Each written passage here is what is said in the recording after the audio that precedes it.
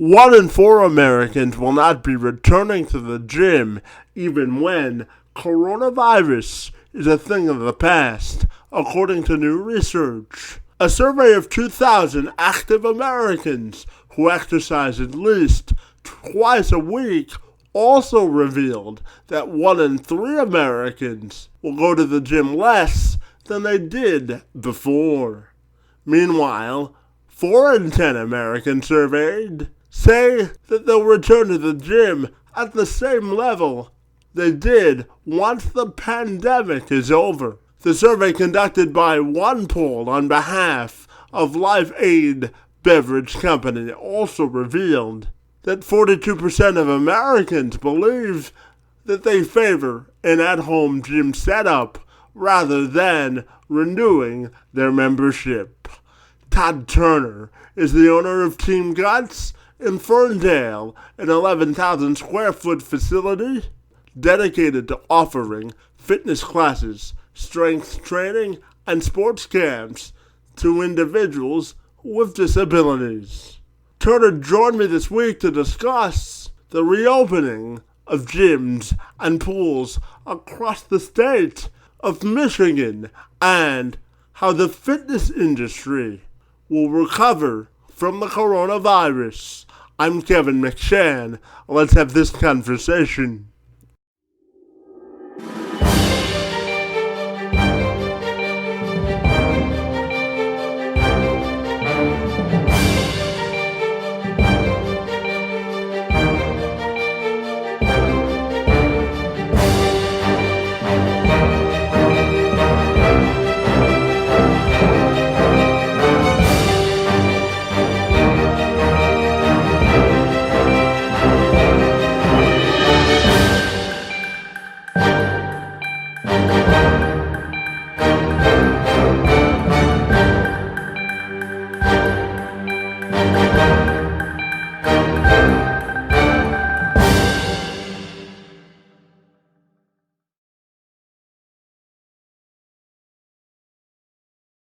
Hey, Todd, if you're ready, we'll welcome you to the program, and we're excited to talk to you about the reopening of gyms across the state of Michigan this morning. So great to see you, and thanks so much for being here.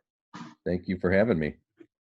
So, Todd, I'll start you off with a softball question and just ask you what you think about the reopening of gyms and pools across the state of Michigan. Well, to me, it's kind of a mixed feeling. I mean, I think it's good because people need this, but it's also, according to science, one of the worst places to be: gym, bars, restaurants. Um, so I think if it's done with caution, I think it's a good thing.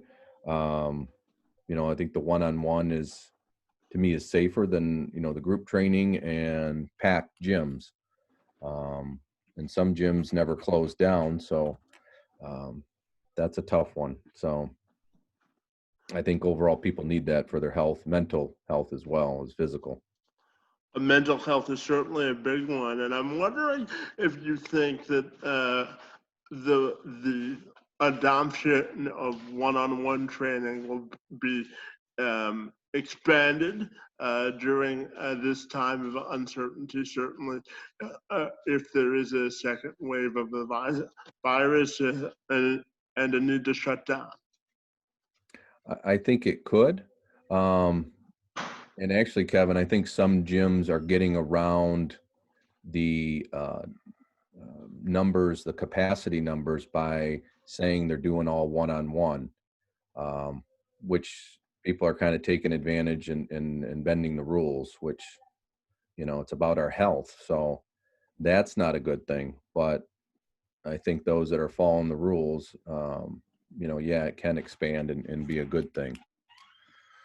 And tell me, what have your local gym owners or your friends in the industry had to say about the reopening of gyms across the state? What are you talking about? Well, a lot of them are, they're happy to be open again. I do know one gym in particular that really never shut down, and I know people had called on them, but they were in an area where, the authorities were not policing it or doing anything to them. And I'm thinking, well, that's what's going to spread the virus. I'm thinking that that's not a good thing. But I know everyone's happy to get these gyms back and going, in terms of their business and getting people back in there. So I know most of them are definitely excited about it. And tell me, from an operational perspective, before this started, our conversation this morning, you were telling me you're currently looking for a smaller location for your facility. So, from an operational perspective, how are you handling the reopening of gyms? And do you think we can recover from what we've seen? Um, well, we're trying to follow, all the protocols when we open. The problem is, Kevin, is we're not getting the group classes. So, as you know, we work with special needs. That's our forte, and a lot of our group classes, they're just not comfortable. The families, and I understand that because I have a daughter with special needs, and she has a very low immune system. So that's the tough one. Now the one-on-one, we've slowly had clients coming back, and we're doing some one-on-one where they wear a mask and we wear a mask. But yeah, the group training, we're still doing virtual classes right now for families, just to keep the kids active, and families active as well, because we welcome all families to participate. Um, so that's been the hard one.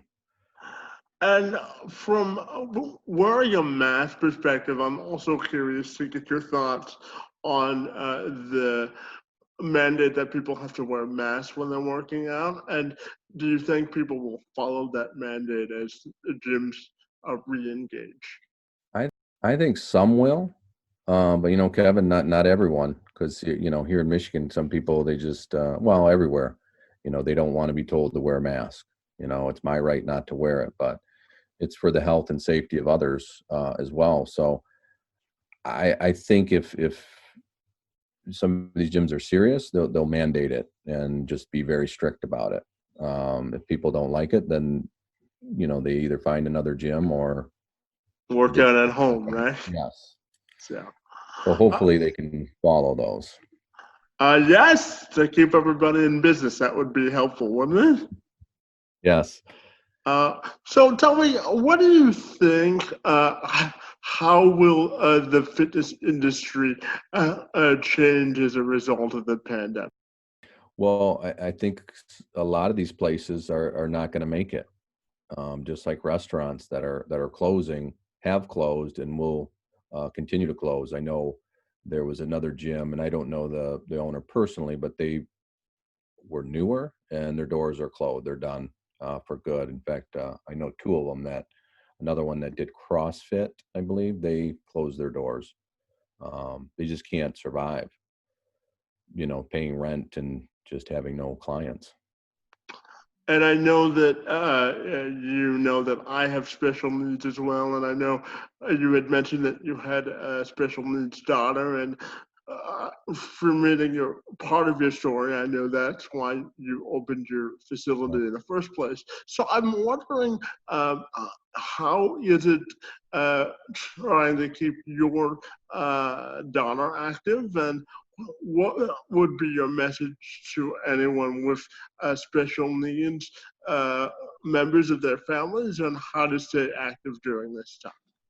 That's a good question. That's a tough one. Um, you want to try to do everything you can right now, as we know. You and I talked earlier about fall being here and the weather changing, so we can only go outside so much.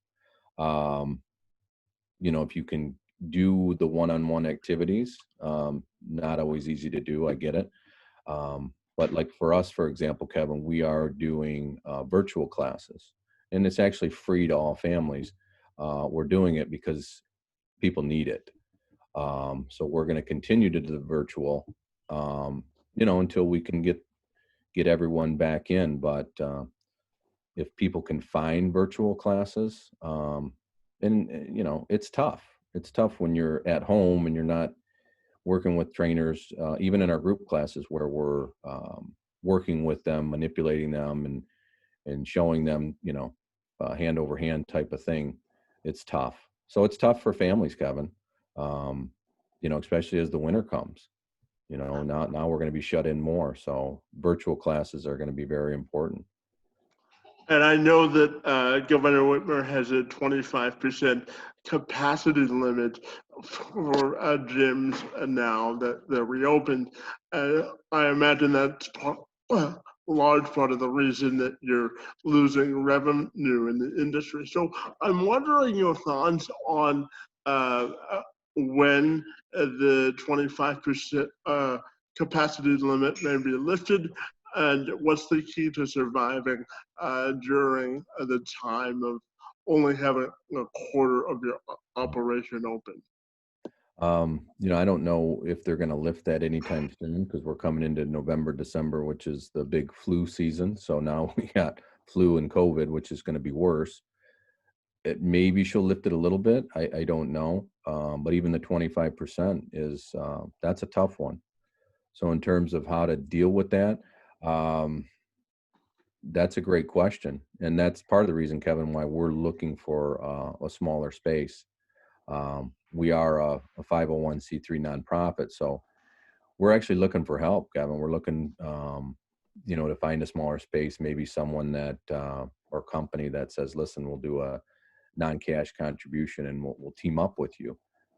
Even our local hospitals, we're trying to team up with them because it's very difficult to stay open. So like I said earlier, Kevin, I don't know.